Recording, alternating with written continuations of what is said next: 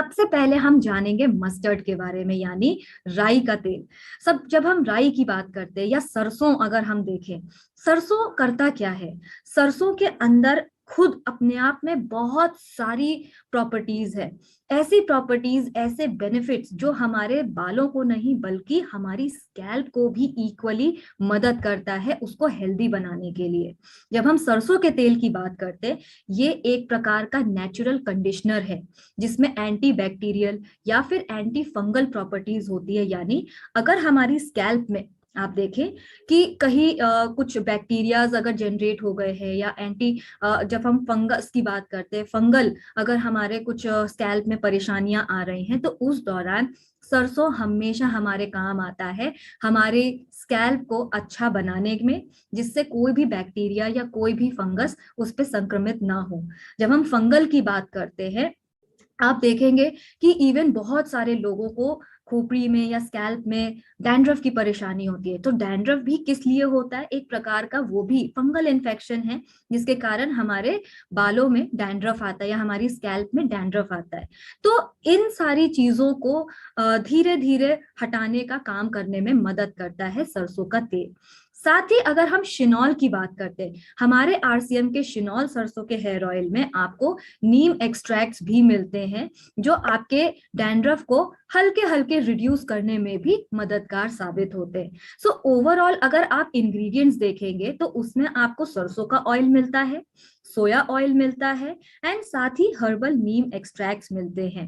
जब हम सोया ऑयल की बात करते हैं, ये ध्यान रखें कि सोया ऑयल हमेशा हमें मदद करता है हमारे बालों में मॉइस्चर लेकर के आने में, यानी ऑयल की मात्रा अच्छी बरकरार रखने में मदद करता है, जिससे हमारे बाल बहुत अच्छे से सॉफ्ट एंड स्मूथ रहें।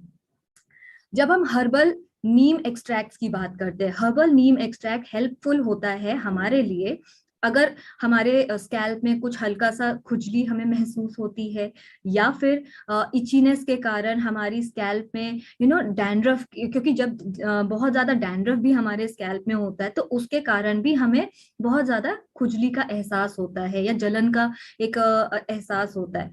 सो हर्बल नीम एक्सट्रैक्ट मदद करता है हमारी डैंड्रफ वाली स्कैल्प को या फिर हमारी स्कैल्प को सूद करने में, ठंडक एहसास देने में, साथ ही साथ हमारे स्कैल्प से डैंड्रफ को हल्के हल्के से रिमूव करने में भी या कम करने में भी मदद करता है। अब करना क्या है, इसको इस्तेमाल हम कैसे कर सकते हैं?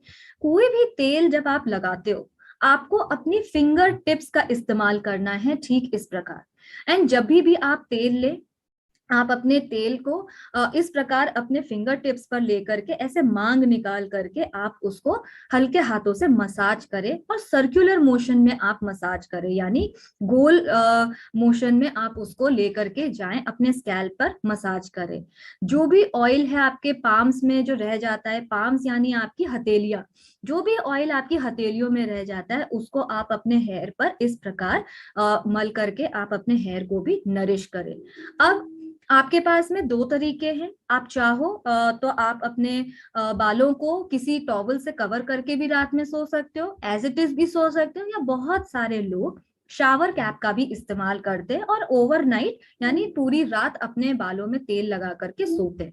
अगले दिन वो शैम्पू से अपने बालों को धो करके अपने बालों को ड्राई कर लेते हैं। बट ये याद रखें कि जो भी शिनॉल का शैम्पू अगर आप इस्तेमाल करते हैं तो ये आपको और अच्छा बेनिफिट देने में मदद करता है।